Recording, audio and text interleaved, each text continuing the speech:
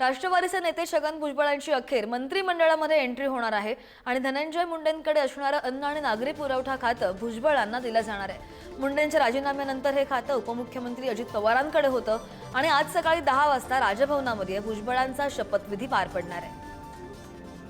आज सकाळी 10 वाजता राजभवनामध्ये भुजबळांचा शपथविधी होईल। मात्र याच होणाऱ्या शपथविधीवर अन्य नेत्यांनी प्रतिक्रिया दिल्याचं पाहायला मिळालं, टीका केल्याचं पाहायला मिळालं की मंत्रिमंडळामध्ये 2 खाती रिक्त होती। धनंजय मुंडेंनी राजीनामा दिल्यानंतर ती 2 खाती रिक्त होती।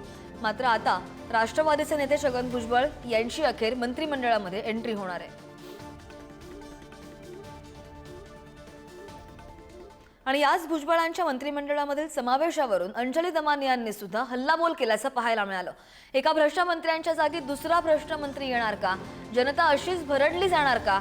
असा सवाल त्यांनी उपस्थित केलेला आहे। असा काय नाईलाज झाला की सभ्य माणसं राजकारणात मिळत नाहीयेत? असाही सवाल अंजली दमानिया यांनी उपस्थित केलाय। छगन भुजबळांच्या मंत्रिमंडळामधील एंट्रीवरून अंजली दमानिया यांनी हा सवाल उपस्थित केलाय। काय नेमके एक्सपोज केले सामाजिक कार्यकर्ते अंजली दमानिया यांनी आपण पाहूयात ग्राफिक्सच्या माध्यमातून।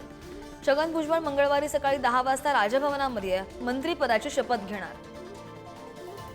म्हणजे एक भ्रष्ट मंत्र्याच्या जागी दुसरा भ्रष्ट मंत्री येणार, जनता अशीच भरडली जाणार। की हा माझ्यासारखा भ्रष्टाचार विरोधी लढणाऱ्यांना संदेश आहे की तुम्ही आमचं काहीच वाकडं करू शकत नाही। असा काय नाईलाज आहे की सभ्य माणसं मिळत नाहीयेत राजकारणात? आणि हो, हेच छगन भुजबळ जेव्हा जेलमध्ये होते तेव्हा अगदी बिचाऱ्यासारखा फोटो माध्यमांमध्ये दाखवला जायचा, तेव्हा छातीमध्ये कळ यायची। मग आता ठणठणीत कसे? किळस वाटते महाराष्ट्राच्या राजकारणाची। सामाजिक कार्यकर्ते अंजली दमानिया यांची ही एक्सपोज काही घोषणा मला आठवतात। भ्रष्टाचारियों पर कार्रवाई के लिए अब की बार 400 पार। भ्रष्टाचार के खिलाफ मोदी सरकार के बड़े कदम। हा आहे का तो बड़ा कदम?